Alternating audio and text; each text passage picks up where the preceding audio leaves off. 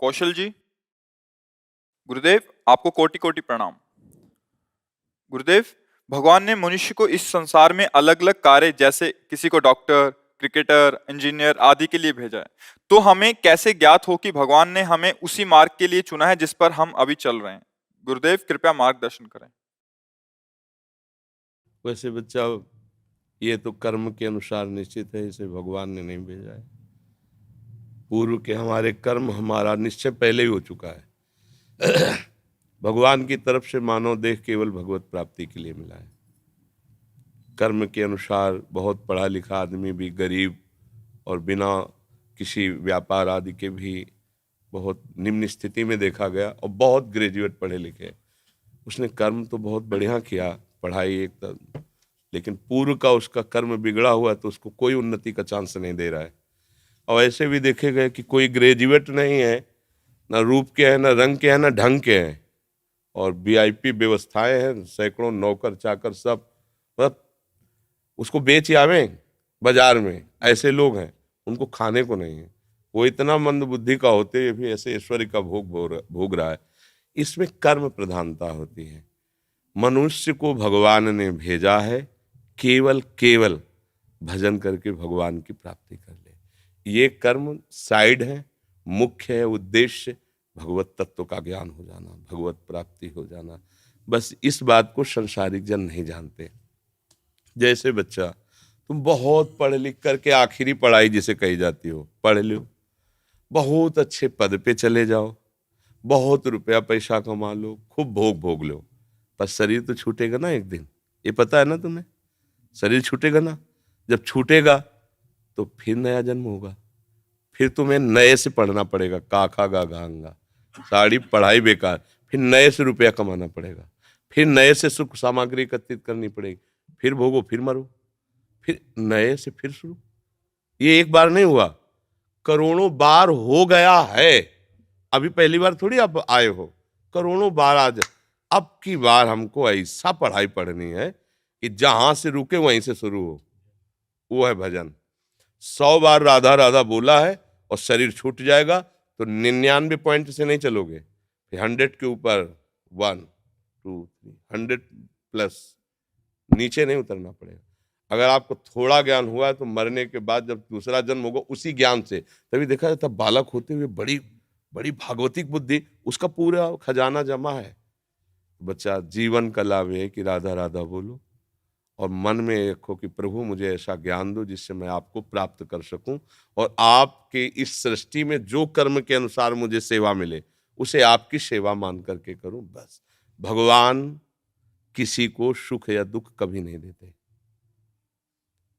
आप सोचो, यहीं से हम तुम्हें उदाहरण देते हैं। हमारे देश के प्रधानमंत्री का उद्देश्य क्या है? मेरा पूरा भारत सुखी रहे। कोई भी बैठे उस पद पे, हम नाम किसी का संबोधन करके नहीं, उस पद का भाव क्या है? पिता की तरह पूरे देश की प्रजा का हित करना, पालन करना। अब उसी उसी पद से बनाए हुए कानून में फांसी की भी सजा है, 20 साल की सजा वहीं से पास हुआ है, जबकि वहां का मुख्य उद्देश्य है तुम्हें सदैव सुखी रखना, बाहर भीतर कहीं कोई आक्रमण ऐसा ना हो पाए कि तुम्हें दुख पहुंचे। पर तुमने ऐसे कर्म कर दिए कि संविधान आपको बख्शेगा नहीं। समझ गए ना? ऐसे ही हमारे भगवान कभी किसी को, वो तो नॉर्मल उदाहरण, कहाँ एक प्रकृति के अंश शरीर में फंसा हुआ जीव कोई भी हो, और कहाँ समस्त प्रकृति का ईश्वर परमात्मा। ये कृति है, उसकी रचना है।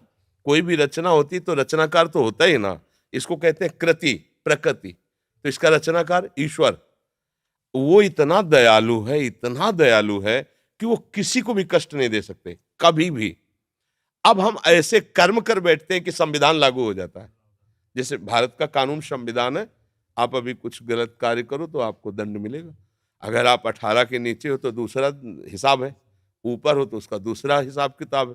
तो यद्यपि हमारे देश का राजा नहीं चाहता कि आपको कष्ट मिले, पर आपने कर्म ऐसे कर लिए कि अब आपको भोगना पड़ेगा। मतलब वही आपके सपोर्ट में खड़ा है और वही आपके पतन में सिद्धांत की रचना की है। तो कर्म हमारे हमको उन्नति और अवनति कराते हैं। लेकिन उन्नति और अवनति में समान भाव ये भजन दिलाता है, ये कर्म नहीं दिलाता। भजन, अगर आप भगवत भाव में हो तो आपके अंदर सुख दुखे समय कृत्वा लाभा लाभो जया जयो, जय और पराजय में, सुख और दुख में, लाभ और हानि में समान भाव रहेगा, ये स्थिति आ जाएगी। और अब हमारा अगला जन्म ना हो, हम भगवान के पास जाएं। जैसे अभी परसों हम कह रहे थे कि लोग कहें हमें भगवान की जरूरत क्या है, हमें नहीं चाहिए भगवत प्राप्ति भाई, हमें नहीं चाहिए तत्व ज्ञान। ठीक है, आप अमेरिका क्यों जाते हैं? अच्छा पैसा मिलेगा। अमेरिका से पास हुआ है, ये हमारे पास बहुत बड़ी सर्टिफिकेट है। और हमारा जीवन सुखमय रहे ना, तो हम अपने माता पिता, अपने देश को छोड़कर दूसरे देश में किस लिए जाते हैं? सुख के लिए। तो हम ऐसे देश का परिचय दे रहे हैं जहां दुख का प्रवेश ही नहीं है, मृत्यु का प्रवेश नहीं है, अशांति नहीं है। बोलो कितना सुख होगा जब मरने का भय नहीं। अभी आप कुछ भी करो, मरने का भय लगा है। सुंदर सुंदर सब कुछ मिला है, लेकिन सब छूट जाएगा, हम मर जाएंगे। चाहे जितना घी पिए मर जाएंगे, चाहे जितना बैंक बैलेंस हो मर जाएंगे, चाहे जितनी सुंदर पत्नी हो, पति हो, पुत्र, सब छूट जाएगा। धोखे का खेल है कि नहीं? ऐसा एक देश है भगवान का धाम, जहाँ प्रियाजू लालजू विराजमान। वहां न मरना है, न बिछुड़ना है, न कमाया है, न परिवर्तन है, चिदानंद धाम। तो भैया सुख के लिए जैसे हम विदेश जाने की तैयारी करते हैं, ऐसे महासुख के लिए हम निकुंज देश जाने की तैयारी करें। वृंदावन धाम चिदानंद, भाई रामोपासक है अवध धाम साकेतपुरी, शिव उपासक है कैलाश धाम। भगवान अपने धाम में बुलाकर जीव को कृतकृत्य कर देते हैं। इसलिए बच्चा पढ़ो लिखो, कर्म के अनुसार जो उन्नति अवनति मिले उसमें समान भाव रखते हुए नाम जप करो तो जीवन का लाभ मिल जाएगा। अभी बच्चे हो, शायद हमारी बात ना समझ पा रहे हो, कुछ तो समझ में आती होगी जी।